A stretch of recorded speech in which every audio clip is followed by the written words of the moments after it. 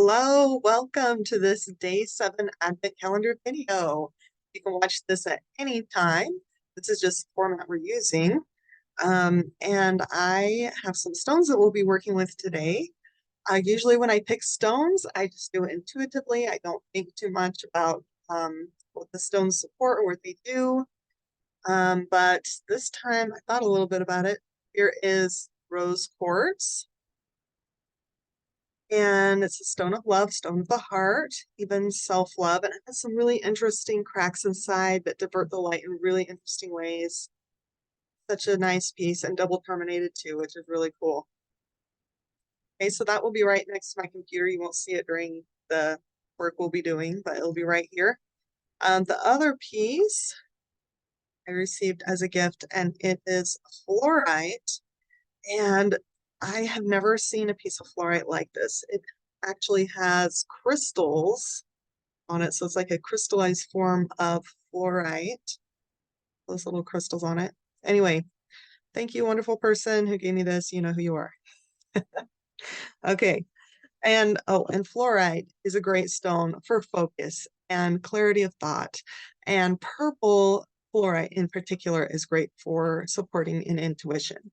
And I happen to have fluorite here in my little focus themed pendant I created. It's not purple.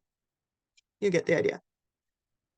So let's get into it, shall we? Okay, so take a deep breath just to center yourself while I pull up my script. Okay, so this image is called the rock climber. Imagine a rock climber that is just reaching the top of a large rock.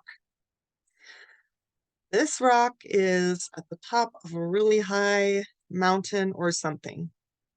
And her hand has just reached over the edge of that summit, and now she's pulling up the rest of her own self, but she loses her footholds beneath her. They crumble and they fall, leaving her body dangling dangerously over the expanse far below. Imagine the horror of this rock climber. I'm lost, she says in her mind, as she clings to the rock in any way she can.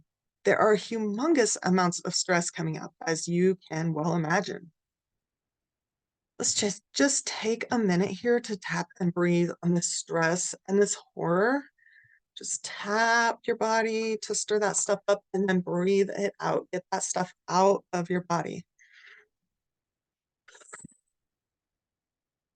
Horror and stress.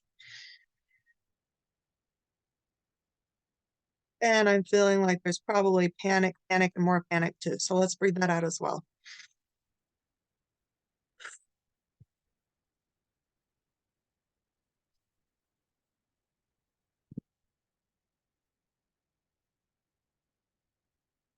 Okay, I'm feeling like for some reason we need to do something else to shake this up. So we've done this before. Just take your fist and just kind of up here a little bit. Okay. Okay. Let's breathe out the horror, stress, and the panic one more time.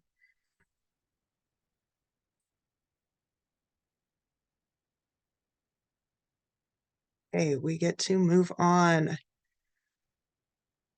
Beneath these emotions that we just breathed out, there's this thought of the rock climber. I'm a champion rock climber, and I'm so embarrassed that this happened to me. I feel awful that this impossible situation is possible for me. Let's tap and breathe that out.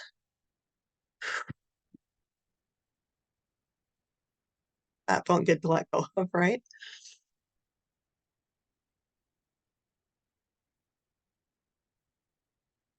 Okay, one more time.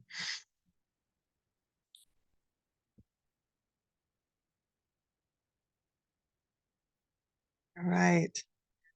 Now imagine that this rock climber feels a tug on the harness belt thing that she's wearing. Okay, I know nothing about rock climbing. It shows. But I know that she's wearing a harness and belt thing, and she feels a tug. And she looks up and sees that her friend up there at the top of the summit is pulling her up by the rope that connects them. So this rope is connected to her harness and her friend is pulling her up. She is not alone and she's not lost. The message here is that you are not meant to climb alone. Breathe that in. And with that, breathe into the realization that you are not climbing alone. God, your higher power, or the universe are right there with you the whole time. Breathe it in.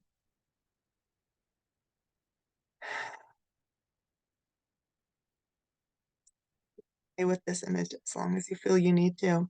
And I will see you tomorrow for day 8.